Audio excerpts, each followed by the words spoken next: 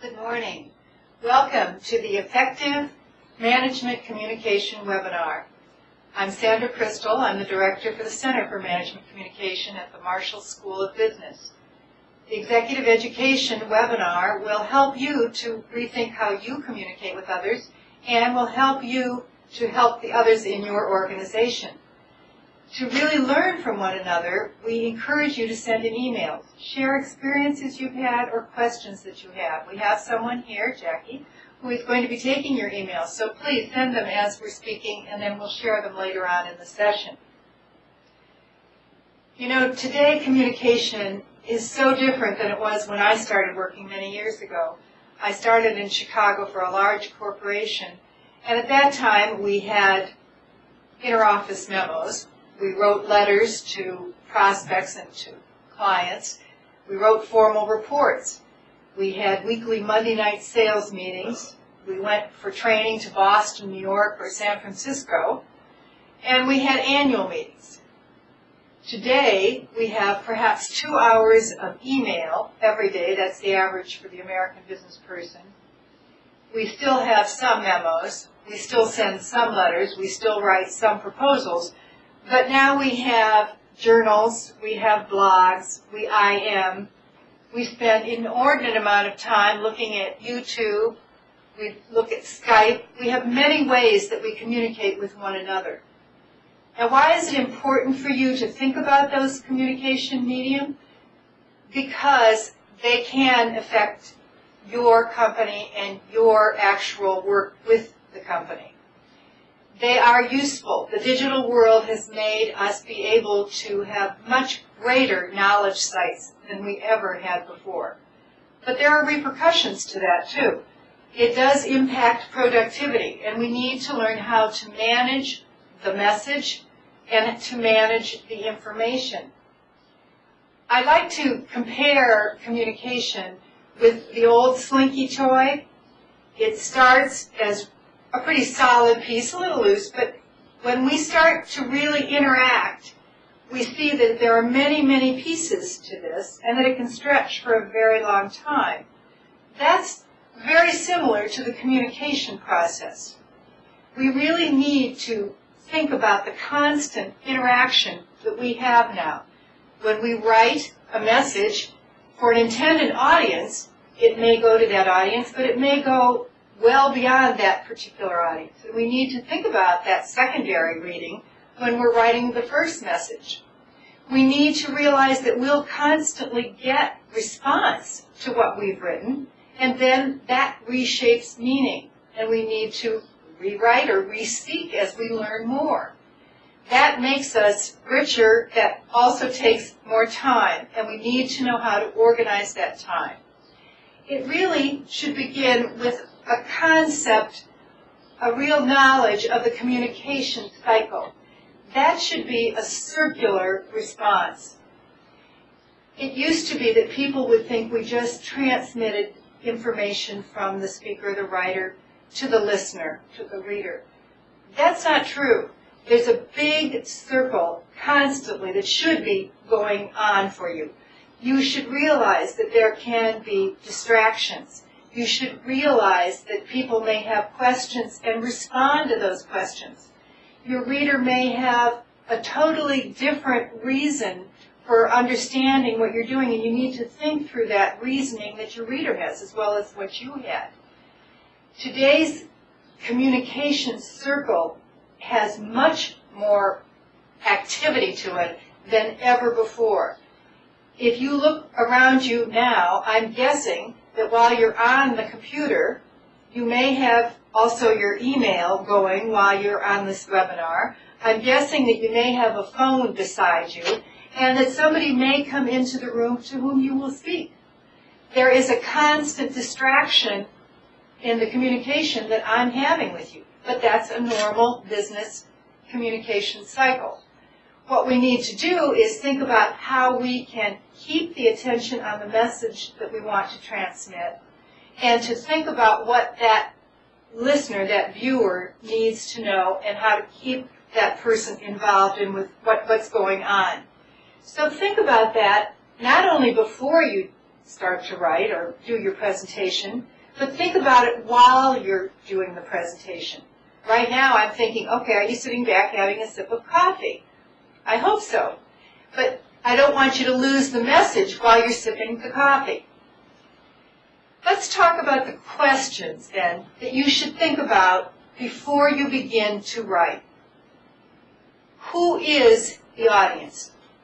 What does the audience know about what you're speaking? What does the audience want to know? What do they feel they're lacking in knowledge? Where will they disagree with you? What is your purpose in speaking? Do you want to inform? Do you want to persuade? Do you want to just entertain? What's the occasion on which you are speaking? Is it a lighthearted dinner party and you're supposed to be the guest speaker? Or is it really a formal eulogy or a formal business meeting that starts the year with all of your people? Those considerations should shape the way you speak and what the content is. So think about those questions before you ever begin. Think about the media which might be most effective for you. Today, people are moving away from just plain PowerPoints with lots of written notes because we learned that that would put people to sleep in some situations. On the other hand, having important information written will help not only in the understanding during the presentation, but also later on. And particularly if you have people who speak different languages, it's much more helpful for them to be able to see the written word as well as hearing you speak. So you really have to think about all of those considerations before you begin any of your writing. And I'm talking either writing an email or a memo, a letter, or PowerPoints. Think about the purpose, think about the audience, think about the media that will be most effective for the occasion. Today, it might be that you want to create a brief 3-minute YouTube video. That might more successfully show a need out in your corporate world than any words that you might come up with. You might show how effective the new water system actually works.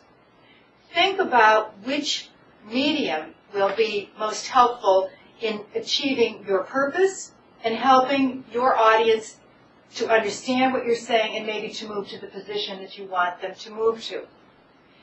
When I'm preparing for today's session, I know that you've all communicated a lot. I'm not talking to people who have just come here for the first time. The reason that you're here is because you want to improve and because you want to help improve the colleagues with whom you work. So I have to think about how best to help you with that. And the most important thing that I can offer you is audience and purpose understanding before you begin. Now, once you've gone through those steps, you need to create a blueprint. We don't know architects who put up buildings without a blueprint first. We don't know organizations that don't have enterprise architect working papers that they've developed. We have to do that with our own writing. You need to think about a roadmap. Where you want to go from the beginning of the paper or the beginning of the presentation and where you want to end up in order to achieve that purpose that you've determined with the audience that you've analyzed. So think about that roadmap and how you're going to establish that. You can help with that road when you set up markers, street signs, as you go along. They may be visual markers. For example, I use question marks to show you that you should be asking yourself questions before you begin. They may be words.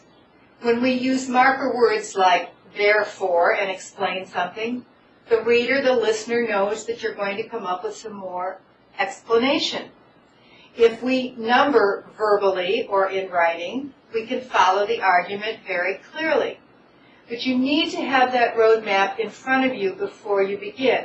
Whether you outline or whether you do it more creatively, you need to set up that architecture, you need to set up that organization to determine what you want before you begin. When you start your writing, you will want to create a bottom line, a statement right up front that clearly tells the audience what you're trying to achieve, what your purpose is, what your position is on this issue. My bottom line, we can help you be better communicators. There are tools and there is theory that will help you to be a better communicator. So that's the bottom line that I will constantly refer to, and all of the points that I'm giving you should support that bottom line. The cartoon that you see here has three rather menacing young men towering over a smaller young man. One might guess that they're asking for money. The response, the bottom line in this message, this communication, is all my lunch money's in real estate. So he is telling them right up front, here's the answer to your question, and I probably don't have any money on me, go away, is the secondary message. But you need to state very clearly your bottom line, whether you're speaking or writing. Get that right up front. Constantly be revising what you're saying as far as details or how you're saying the main point as you watch your audience. If you have people to whom you're speaking and you can see their faces, you can see if they're perplexed or angry, hostile, skeptical, and you should rethink the way you're saying the material or bring in new material. That constant response to your audience really makes you more successful. When you're writing, you can't do that as easily when you're drafting, but the way you do it is to have another reader. If you're writing anything important, please go to a colleague, go to a manager, ask them to take a few minutes to read through, not to say, oh, this is good, and pass it back to you, but rather to say, here I have a question, or could you say this another way? Then you reshape what you're talking about. And it goes back to the changing shape of this slinky because you're reshaping the meaning for yourself, you're reshaping the meaning for the reader and the listener. So constantly be doing that, changing as you go. Don't make it a linear process. Many years ago, I guess in some high schools they still teach 5 paragraphs, topic sentence, beginning of each paragraph, supporting statement, evidence. That is not always the most useful way for problem solving. That is not always the most effective way to communicate. Move away from that. Think about what your purpose is, what your audience is, what you want to accomplish, what your bottom line is, and then answer the questions that the audience will have so that you can inform them, so that you can persuade them. Think also about organizing most important to less important. Why? Because we're all busy. How many of you just read the first paragraph? If you're like most people, you do that every once in a while. If it's worthwhile, if it's necessary for your learning, then you'll go on and read more. But otherwise, you read the first paragraph, drop it. Some people don't even go beyond the first sentence. I've been told that when people read, recruiters get cover letters, they take one look at it, they may not even read it. If the cover letter doesn't look good, they don't read it. If the first paragraph doesn't make sense, they're not going to go on and read the cover letter and the resume, which is the goal of the cover letter. So you want to be sure that you really are organizing from most important to least important in case they don't get to the bottom. Remember, that's what you're doing with your executive summaries. You're trying to pull together all of the information from a longer report and putting it in a brief, maybe page executive summary. But again, that's pulling the most important points and putting them from most important to less important. So in management communication, remember to do that, whether you're writing or presenting orally. Sometimes people leave. Sometimes they fall asleep. Sometimes they're interrupted. Maybe now you've been interrupted during this webinar. If I didn't tell you the most important point up front, I'm not doing what I should do and you're losing out. So please be sure that that's how you organize. And we have another problem with, particularly with business communication, I believe, and that is the use of jargon and gobbledygook. How many times do we rely on trite expressions, overused expressions, to communicate with one another? Part of it's habit. Sometimes the jargon is necessary, it's technical, and the people in the industry understand it, but more often it is really a cover-up. It's inauthentic, it is not memorable, it is not helping to convey your message most effectively. You see in this little cartoon that our chairman says, let's schedule a scenario-based roundtable discussion about our enterprise project management.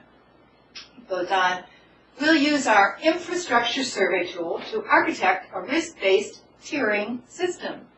And our other gentleman says, that almost meant something. And the third guy says, I'm tempted to stop acting randomly.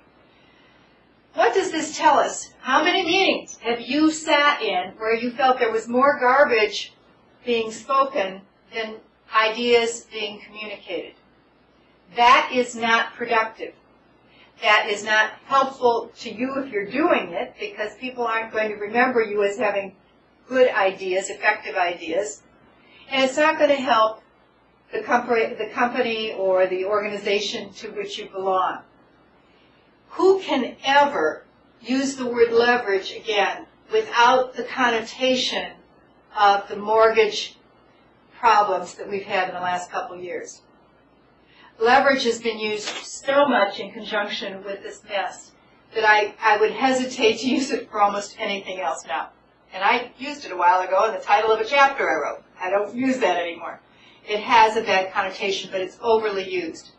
We all tend to pick up what we hear and repeat it because it's easy, but it is not most effective. Work on using vivid verbs, vivid description that has not a lot of modifiers, but specific details. Don't say it's a large room. Tell me that it's a 500 or 5,000 square foot room. Be specific. That's what helps people. And if your purpose is to inform them, then you want to give them the details that really will inform them. Don't use trite expressions. The jargon buries the main idea that you want to communicate. Now, we also want to be clear, and so we have to use words that are most specific, concise, and correct for the message that we are trying to convey at this time, that we're working to convey. Be sure that you look for different verbs. If I use the word amble, I send a different message than if I say march. If I say my manager marched into the room, I know right away that there must have been a message around his movement that he was sending to me in his nonverbal communication. But when I share that verb with you, you get that emotion right away, and you wouldn't if I just said the manager walked into the room. Totally different message. If you want to be ambiguous, then you may use the passive voice. If you want to say the checks were mailed out, that's fine. You don't care who's accountable for mailing the checks out. You really just want the notice to be given that the checks are out. However, if someone should be held accountable, you want to say, Sandra mailed the checks out yesterday, so that if anything goes wrong, you go back and check with Sandra. Watch that you're not relying on the passive voice too much. It tends to be a default because we don't think about using a more vivid verb. But the difference in a crisp, remembered sentence will be the difference in the verbs that you choose and reducing the modifiers. Don't use filler words like very. How big is very? How wide is very? How deep is very? It isn't. So why do you need to say it was a very good presentation? Be more precise and say the presentation was effective because it had vivid pictures, or because it gave me the numbers that I hadn't seen yet, and that was really startling and I needed to see those. Really think through the language that you are using to communicate your message, as well as the organization of the material. According to Charlene Lee, who is the former vice president and principal analyst at Forrester Research and the founder of the Ultimate Group, the focus today on social technologies and the interactive media and marketing is so huge that what we need to do is really look at information and the way that we are organizing our information, the way we are disseminating the information, to put it into a more meaningful context. When you are applying for a job or reading resumes, when you are writing self-assessments or writing assessments of your colleagues, when you are writing to a client or sharing a client's complaint with your service people, all of those communications need to be analyzed. All of those communications need to have responses that are meaningful and prompt.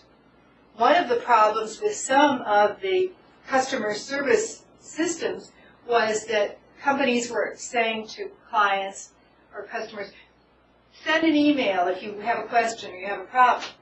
But the problem was they weren't able to do a turnaround that was in any way timely.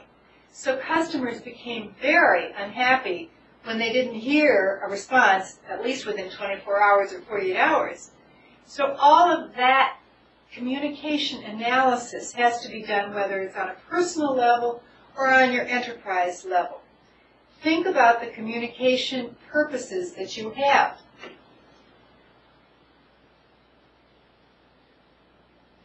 I brought a couple of other of the jargons that I wanted to show you as long as we have enough time. This was the top 25 gobbledygook words that David Merriman Scott had put together. Innovate is number one, and we all are trying to innovate, aren't we? We're pleased to do something. I've got the unique webinar. We're focused on your communication needs, but we are the leading provider of executive education programs. We have a commitment to your learning. We want to start a partnership and engage in a partnership with you at all times. But we have the new and improved information that you need to have about communication. And oh dear, here we go. And I'm going to leverage your success by giving you better communication skills. And we know that you're going to give 120%. These are some of the most overused business words in 2008. You might want to do a self-analysis and think about how often you use these. Even better, ask some of your close colleagues if they hear you saying them very often or see them in your writing. And if, in fact, you're guilty, you might want to think about cutting those. I couldn't give this presentation without sharing Pandora's World, the new language, the new people. We aren't offering new language. We are not starting a new world. We are saying you can adapt. You can be more successful. You will be more effective if you analyze and improve your management communication. We welcome your questions. Don't do a mistake. Watch the journals. Do come back to executive education right now with an email or comment of some of the experiences that you've had. And I thank you. First question, in reference to the list you just showed, there are common words that are used, such as thinking out of the box. But I think that is a good phrase and makes sense. So should I not use it? Okay, good question.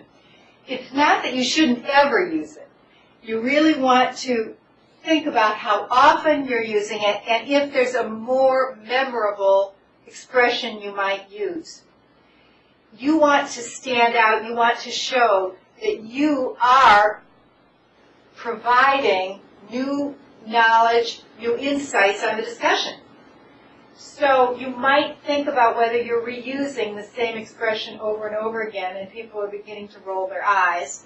And you might want to think about another expression that is more memorable.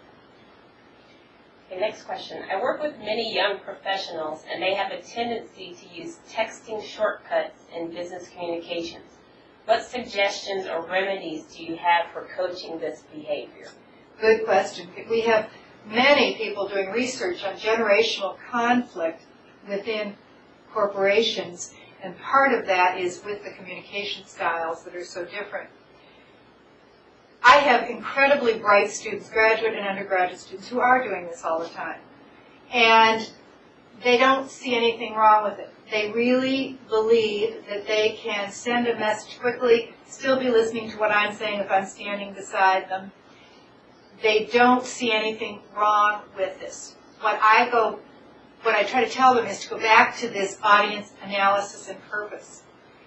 If they're texting a friend, they can do whatever they want. If they're texting their colleague, they should take it up a notch and be more professional. And if they are absolutely going to their client or their manager, they should have a much more professional approach. If the client and the manager respond to them in a more informal manner, then they can go back to that and respond. But it's, again, that communication analysis. Who is your audience? What is your purpose? If you want to just show that you know how to text and that's easy and fast, that may not be the message you really want to be sending to your boss or to your client. I want to be more persuasive in my writing. What tools can be incorporated for this?